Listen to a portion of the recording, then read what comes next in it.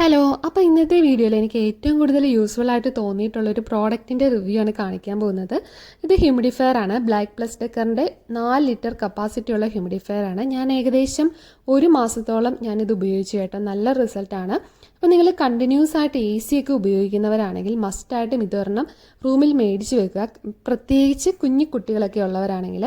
കാരണം നമ്മൾ AC നമ്മൾ കണ്ടിന്യൂസ് യൂസ് ചെയ്യുമ്പോൾ നമുക്കറിയാം നമ്മുടെ ആ റൂമിലെ മോയ്സ്ചർ കണ്ടന്റ് തീരെ കാണത്തില്ല. അതിൻ്റെ ഫലമായിട്ട് നമ്മുടെ സ്കിൻ ഡ്രൈ ആകാനും കണ്ണിന് ഭയങ്കര ഇറിറ്റേഷൻ, അതുപോലെ തന്നെ ഡാൻഡ്രഫ് വരും. ഇപ്പോൾ കുഞ്ഞു കുട്ടികളൊക്കെയാണെങ്കിൽ മൂക്കൊക്കെ പൊട്ടി ബ്ലഡൊക്കെ വരാൻ ചാൻസ് ഉണ്ട്.